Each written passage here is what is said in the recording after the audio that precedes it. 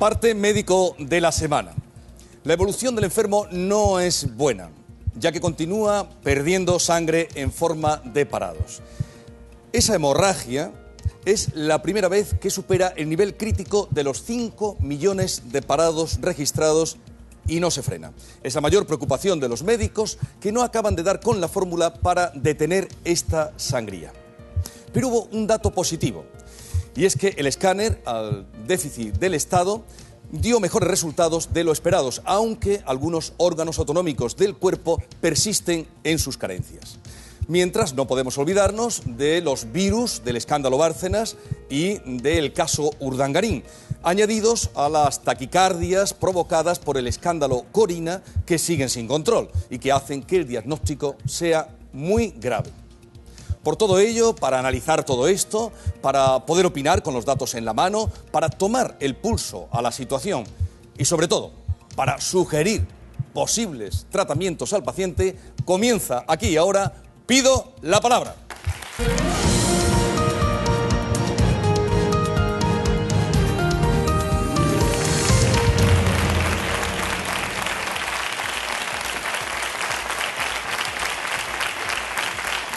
Querido público, buenas noches y bienvenidos. Si hoy es jueves, si son las 10:04 de la noche, si esto es Canal Sur Televisión, esto será... ¡Pido la Palabra! Bienvenidos.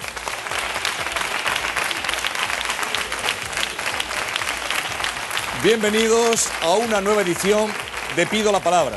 Os hemos echado de menos, a los que estáis aquí y a los que están en su casa viendo el programa. Y hoy vamos a hablar sobre el fraude fiscal y la economía sumergida.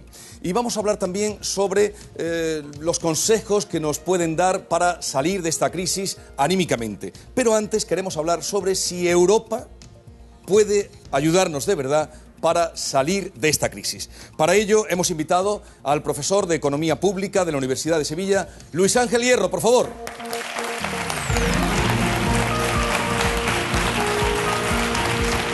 Gracias, profesor.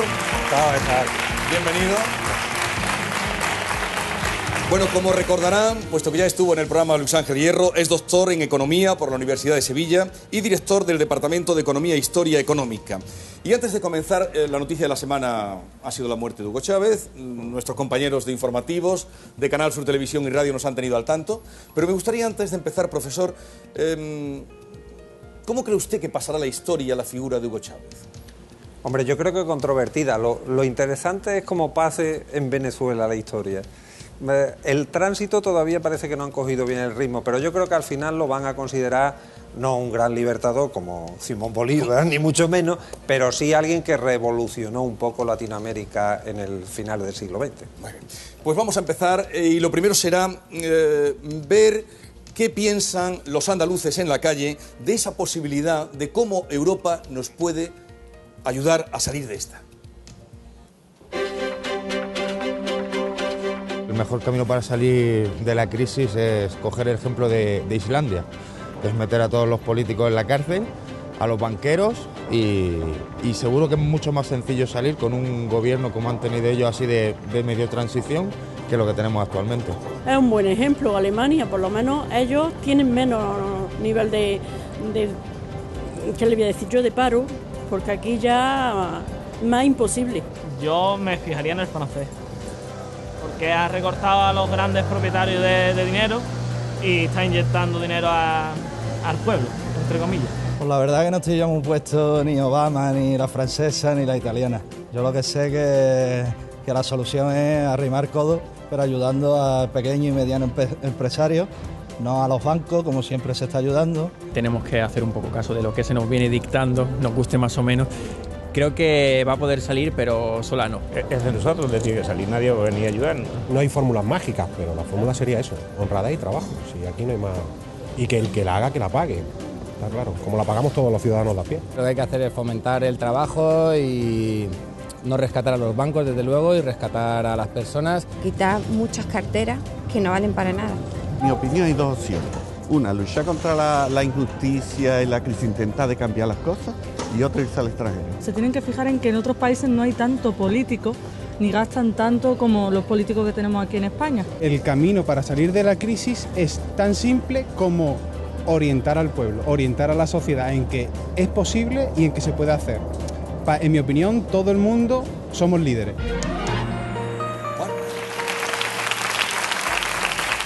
La opinión de la calle. Todo el mundo somos líderes. Bien, durante la semana nuestros compañeros de informativos, tanto en radio como en Canal Sur Televisión, nos informan. Llegado el jueves, la calle opina, nuestro público pregunta, todos con muchas ganas, y usted responde. Encantado. ¿Está preparado? Perfectamente profesor? preparado. Pues entonces vamos a empezar. Granada. Luis, te tocó. Adelante. Buenas noches, don Luis. Buenas noches. Vamos a ver, como bien ha dicho Jesús, el paciente, lleno de virus, tenemos la Casa Real bajo sospecha, tenemos el gobierno patas arriba con toda la corrupción, tenemos, un panorama increíblemente negativo. Entonces mi pregunta es, ¿cómo afecta todo esto, la posición que ahora mismo tiene España, esta situación de cara a Europa? ¿Cómo nos ven? ¿Cómo nos afecta? Hombre, aquí tenemos algún precedente, ¿no? El caso griego es un precedente al respecto, ¿no? Hay economistas que te dicen que las expectativas tienen mucho que ver con cómo evoluciona tu economía y cómo confían en ti, ¿no? En Grecia se vino Grecia abajo por la presión que hicieron los capitales, aprovechando precisamente situaciones de este tipo, como por ejemplo que se habían falseado las cuentas. La falsedad era pequeña en relación a lo que después se ha producido, ¿no? Pero sí afecta, evidentemente afecta, porque además también en Europa pensás que si ya dentro de un propio país como España, pues resulta que algunos decimos, no, es que los andaluces no son, o es que los catalanes son, pues imaginaos en Europa que también algunos se dedican a decir que si los del sur somos distintos porque nos gusta un poquito más el divertirnos y no somos como ellos, un poco máquinas, que también son tópicos, porque trabajan menos que nosotros, al menos en horas trabajan menos que nosotros. Pero afecta marginalmente, tampoco es que sea totalmente decisivo, pero la credibilidad es necesaria, sobre todo en los gobiernos. Perfecto, muchas gracias. O sea que lo de la marca España... La marca España. La marca España ahora mismo no está para marca, no está para paseos por el mundo. Por cierto, Luis, muy bueno lo tuyo con el videoclip del koala, ¿eh? No se lo pierdan, muy bueno, ¿eh? El yate es tuyo. No, es del koala. Yo se lo cojo de vez en cuando, pero es del koala. Capitán de un yate magnífico, no se lo pierdan, búsquenlo. Vamos a Cádiz. José María, tú. Hola, buenas noches, señor Hierro. Vamos a ver, mi pregunta va en qué nos afectaría a la Comunidad Económica Europea y a España, el rebote, si el Consejo Político o bien el Parlamento Europeo decidiera evaluar el euro. ¿Evaluar, perdón? Evaluar el euro. El euro. Devaluar. Devaluar el euro con respecto al dólar y otras monedas, claro. Bueno, en principio ahora mismo, dado que las políticas económicas son muy diferentes en las distintas partes del mundo, ¿no? Que eso es una cosa que quiero aquí transmitir, la crisis económica no nos afecta a todos por igual. No hay ahora mismo crisis en el resto del mundo, la crisis está concentrada básicamente en Europa y además Europa la que está tirando hacia abajo de los demás. Como hay distintas políticas, una de las políticas que se están aplicando para salir de la crisis, que es la que aplican los norteamericanos, es precisamente expansionar la demanda, dar más dinero, hacer que la economía crezca tirando de la demanda. Eso al final lleva a una devaluación, es una consecuencia, no es la causa, es una consecuencia, pero eso nos lleva, por ejemplo, ahora mismo estoy viendo en la pantalla que ahí hay un mapa donde se ve claramente la zona roja, es la que está en crisis. Nuestra política de sobrevalorar el euro es un error porque nos está llevando a los recortes y esos recortes nos están llevando a que mientras los demás crecen, en Europa no crecemos, ¿no? De hecho, hoy ha salido un informe de Naciones Unidas donde se ponen muy en tela de juicio los recortes que estamos aplicando en España y hay una alta preocupación porque las tasas de paro empiezan a ser tremendamente problemáticas en cuanto a la estabilidad social y política del sistema. En principio, yo soy partidario de que la política monetaria sea expansiva, como en Estados Unidos, y de que, por tanto, la moneda baja como consecuencia, no como objetivo, sino como consecuencia. Sí, porque me imagino que Estados Unidos, con la depreciación que ha habido, que va a rebajarnos 85.000 millones de euros, o sea, de dólares y tal, ellos van a aprovechar para poder exportar más. Ellos están haciendo ahora mismo la siguiente política. Todos los meses la Reserva Federal mete 85.000 millones de dólares en el sistema comprando básicamente hipotecas, cédulas hipotecarias y deuda pública, y ha dicho Bernanke, el presidente de la Reserva Federal, que eso lo va a hacer hasta que consiga el objetivo del 6,5% de desempleo. Es decir, el objetivo de la Reserva Federal es el desempleo, conseguir el máximo empleo, porque ese es su objetivo. No como nosotros, que lo que pero tenemos ese aquí... debería ser nuestro objetivo, estamos en 26, más del 26%. Claro, pero aquí el Banco Central Europeo, el objetivo es mantener la inflación. Ese es nuestro problema. José María, gracias. Y el profesor llamaba la atención sobre ese mapa, que supongo que lo estarán viendo. Ha dicho que lo que está en rojo es lo que efectivamente, o sea, es Europa. Es Europa y Japón, que tiene el rebote del tsunami, pero es básicamente Europa, y ahí falta Alemania, porque para considerarlo rojo necesita 2 trimestres seguidos negativos. Pero en realidad es la zona euro más Gran Bretaña. A ver, Huelva. Jesús, adelante. Buenas noches a todos y a todas. Buenas noches, señor Hierro. Más de 5 millones de desempleados no parados. Situación muy crítica. Más del 50% de desempleo juvenil.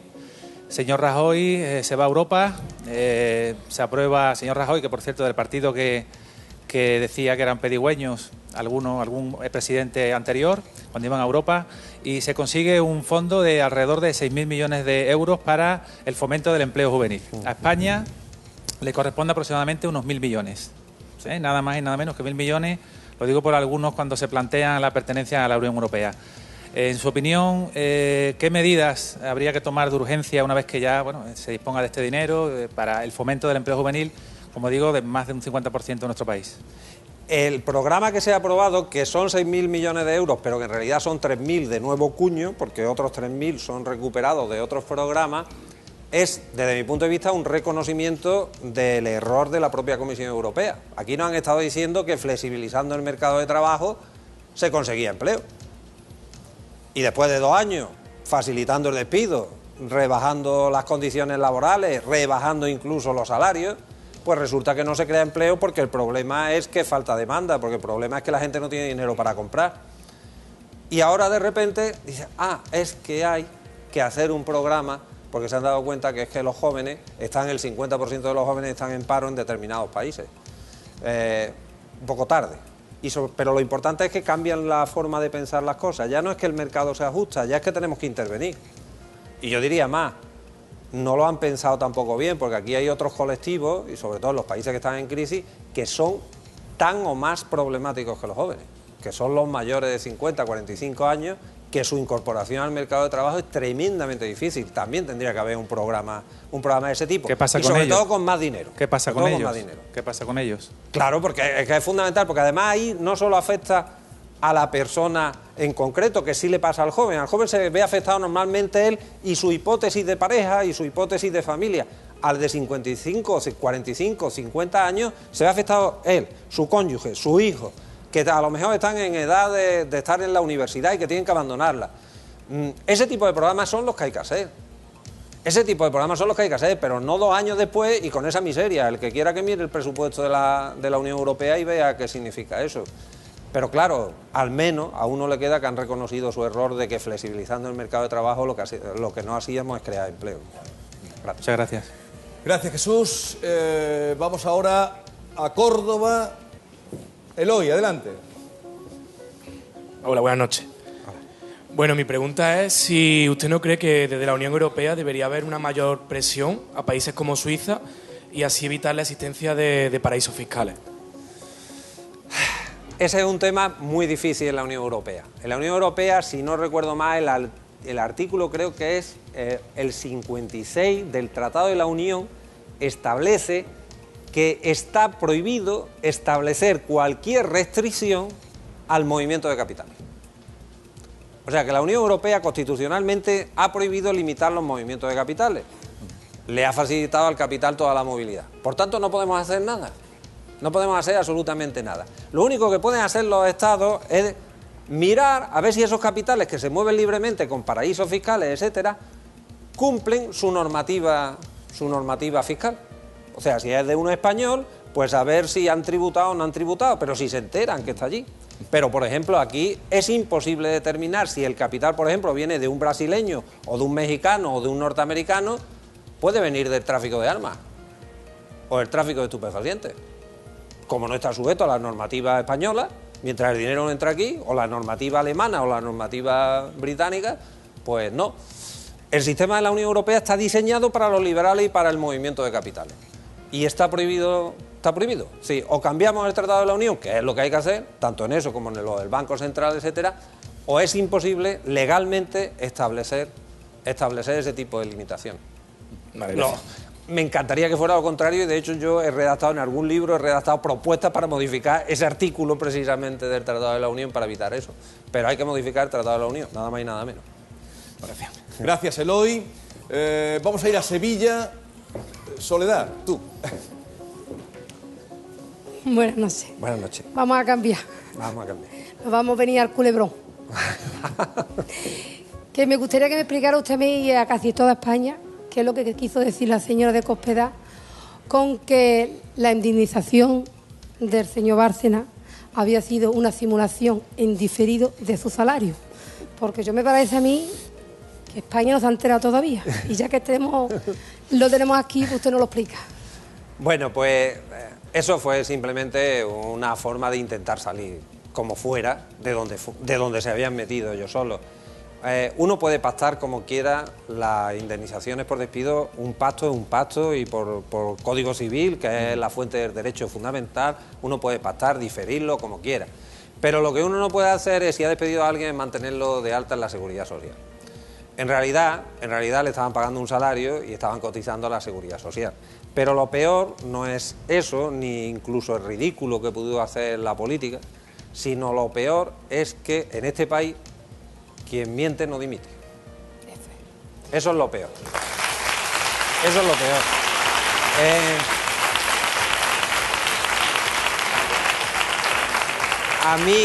A mí, que no soy precisamente amigo de poner, por ejemplo, a Alemania en estos momentos, sin embargo, allí dimiten los ministros porque copiaron una tesis hace 30 años. Sí. Y dimiten. Y en Gran Bretaña dimite el ministro también cuando corresponde, a lo mejor por otro tipo de cosas de estas. En Estados Unidos el que miente dimite. Y ya para terminar, que esto es un insulto hacia nuestra inteligencia, porque es que... Obviamente, y es una manifestación de que el sistema está bastante agotado y que esta democracia española necesita un buen revulsivo, ¿no? un buen cambio. Muchísimas gracias. Soledad, no seas tan negativa, porque todos nos hemos dado cuenta de que era una simulación, ¿no? Sí. Nos hemos dado cuenta de que están muy formados, los españoles están muy formados en este tema. Es verdad. Por aquí, ¿nos hemos dado cuenta? Sí. Vale.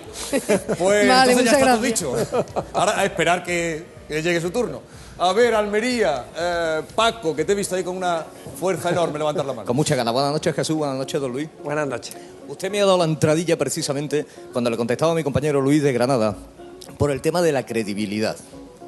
Yo le voy a preguntar por la credibilidad económica, política, moral y social que tienen los representantes de los empresarios, es decir, de la COE, el señor Rosell, como presidente de los empresarios, cuando defiende a los bancos que no dan el crédito a las pymes y a los particulares, y además está exigiendo una nueva reforma laboral que ya firmó con el gobierno que tenemos ahora, porque esta le parece insuficiente para el beneficio de los empresarios, porque la credibilidad no me parece a mí muy normal. Hombre, ahí la Confederación de Empresarios optó en su momento, y el presidente y el vicepresidente son quien son, porque ganaron unas elecciones internas, las perdió el candidato andaluz, pues optaron por unos planteamientos ultraliberales. Pero además optaron por unos planteamientos ultraliberales, y ahora yo creo que ya lo único que le queda es el presidente, porque lo otro es que se le está desmontando todo. Porque el que no estafó y está imputado, que fue el anterior presidente de la COE, el del presidente de Madrid, está también metido en líos porque pagaba en negro. Evidentemente, a eso así tampoco funciona. Es que nosotros damos la misma imagen. Hace poco ha salido una noticia de México, que la presidenta del sindicato de maestros, que hay uno de los sindicatos más grandes, si no el más grande, pues se dedicaba a pagarse cirugía estética con los fondos del sindicato. Es que nosotros damos esa misma imagen. Y entonces así, evidentemente, no vamos a ningún sitio. Nosotros tenemos que ir a la concertación social y a que los representantes, tanto sindicales como empresariales, sean personas de prestigio y que con empresas bien y que cumplan todos los requisitos, no solo ya legales, sino también incluso morales.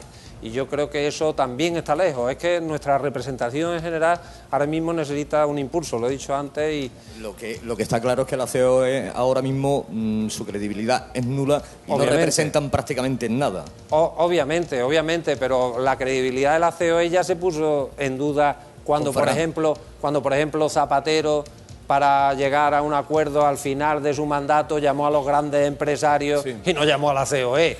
Con lo cual, llamó a Botín, llamó a los otros y le dijo, señores, venga, vamos a sentarnos nosotros que esto hay que hacer yo no sé qué, que era lo que no recuerdo exactamente. Y ya estaba en tela de juicio. Desgraciadamente, la mayoría de las instituciones en España ahora mismo están así.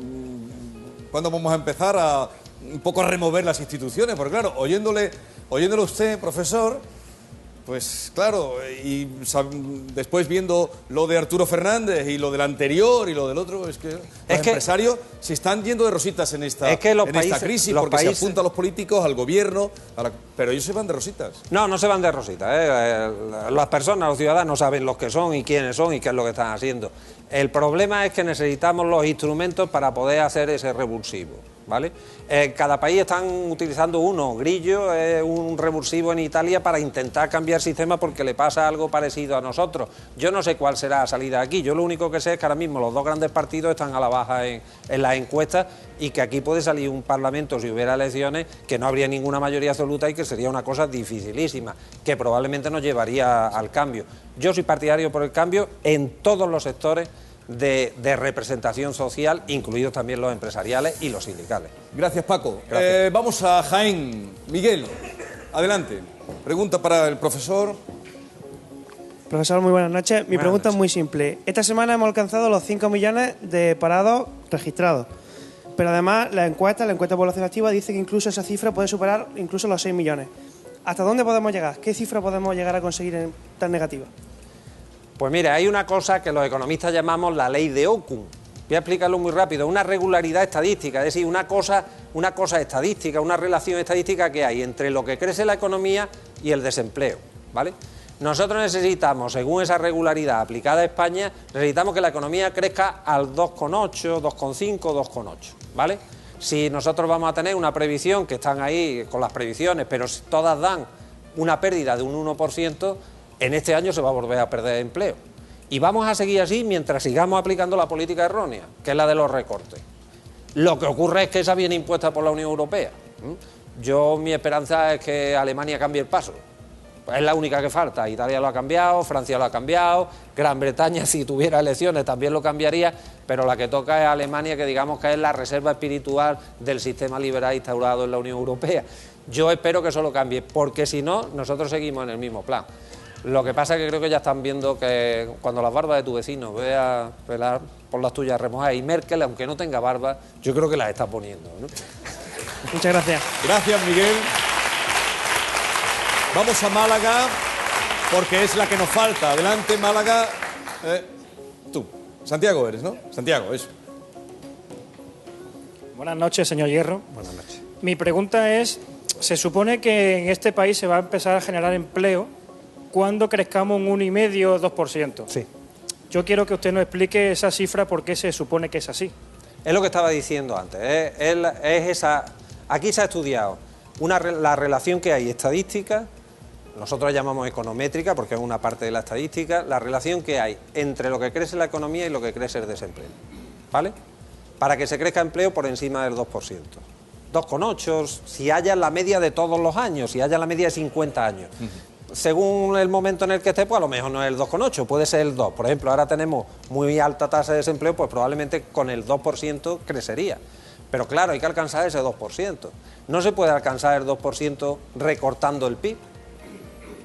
El gasto. ¿Pero por qué se sabe que es un 2 y no es un 1 o un 4? Porque está estudiado, porque científicamente, de hecho, incluso algunos profesores de aquí, de Sevilla, han hecho estudios sobre la ley de Okun en Andalucía, y es así. Eso fue un economista, Okun es un economista que trabajaba en Norteamérica y que hizo ese estudio, y es así. O sea que históricamente sale que es así, más o menos ese dato.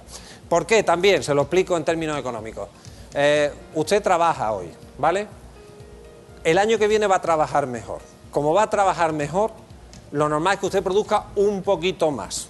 Luego ese poquito más de producción, ese 2% más de producción, lo conseguimos nada más que por el hecho de que al seguir trabajando, pues trabajamos con más productividad.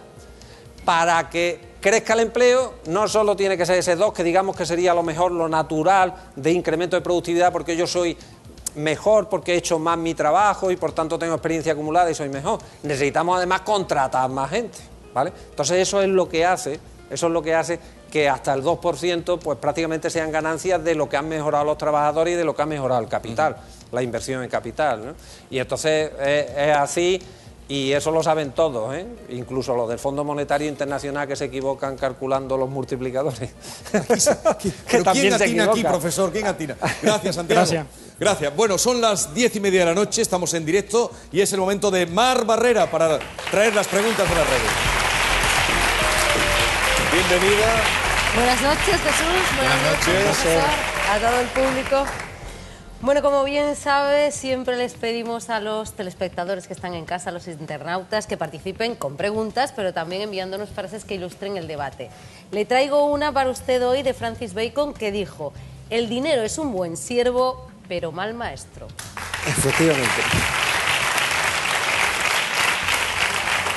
Bueno, los internautas realmente casi todos opinan que si a España le conviene o no pertenecer a la Unión Europea, porque, según dicen, a la hora de la verdad no está sino más que asfixiando a nuestro país esta pertenencia.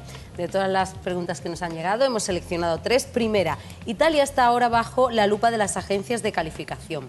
¿Beneficia esto a España? La lupa de la agencia de calificación nunca beneficia a ningún país, nada más que al que tiene la AAA, ¿vale? A nosotros no nos beneficia nada que haya gente que diga que nos va a ir mal en Europa, no nos beneficia. Lo que ocurre es que hay gente que hace negocio utilizando esas calificaciones. Hay gente que gana dinero jugando, apostando a la baja en los mercados de capitales, aprovechándose de esas informaciones. Yo esto de las agencias siempre le digo a alguien, lo explico de la siguiente manera. Si usted tiene una agencia de calificación, que son 3 en el mundo para la deuda pública, y le paga unos sueldos espectaculares a economistas espectaculares que han hecho los títulos en las mejores universidades, y después hace pública la información y es gratis, ¿de dónde gana el dinero la agencia de calificación? A alguien le estarán sirviendo, ¿no? Digo yo, ¿no? Porque ellos publican y dicen gratis a Italia, W, y están trabajando un montón de gente con unos sueldos enormes. La economía monetaria tiene que estar al servicio de la economía real y no al contrario. Mejor dejemos la agencia de calificación. Segunda pregunta, ¿es posible una política común que beneficie a todos los países de la Unión Europea por sus diferencias? ¿Es posible? Es posible, pero hay que cambiar el Tratado de la Unión. El Tratado de la Unión se hizo en los mínimos indispensables básicamente para la movilidad de capital y para que el capital pudiera fluir y ir de un lado a otro como quisiera, pero no se hizo ni siquiera un sistema de supervisión bancario único. Esta Unión Europea no nos sirve. Pero ya había economistas que lo predecían, incluso alguno español, bueno, catalán le gusta a él decirse, que lo predecían, las dificultades que íbamos a tener si teníamos crisis asimétricas, si había crisis en un país pero no había en otro. Esta Unión Europea está incompleta y o da un paso adelante o lo da uno atrás. Pero donde está no se puede quedar porque es imposible, porque es inviable en términos económicos. O vamos a la integración de verdad y atenuamos estas crisis asimétricas, o tendremos que dar un pasito para atrás y todos seremos Gran Bretaña y iremos ajustando los precios de las monedas, que es la otra alternativa. Es decir, cada uno la suya, como estábamos antes, por cierto. Y tercera y última, ¿cómo puede la Unión Europea actuar en los casos de fraude fiscal de cada país miembro? No puede. La Unión Europea no tiene competencia en el fraude fiscal y, de hecho, bueno, pues alguna normativa que nos obliga a la Unión Europea es, por ejemplo, la que permite que empresas como Apple, la fabricante de Mac y de iPhone, etcétera, pues prácticamente no tributen en España y son frutos de acuerdos que se llegan internacionales, que son de obligado cumplimiento en los países y que no funcionan. En realidad no hay una fiscalidad única, solo lo hay en los impuestos indirectos, básicamente en el IVA, y lo que hay es una armonización fiscal. Y en lo demás, cada uno campa su respeto y por tanto también cada uno su inspección se la averigua como puede. Ya os digo, es que estamos en una parte incipiente. Le decía antes a un compañero suyo, también pensemos que hace 70 años en Europa nos estábamos matando, ¿vale? Entonces, aquí se dan 2 pasos adelante y 1 para atrás. Y entonces esto es difícil, esto no es fácil. Lo que pasa es que ahora somos conscientes de que o tenemos que tirar para adelante o tenemos que tirar para detrás.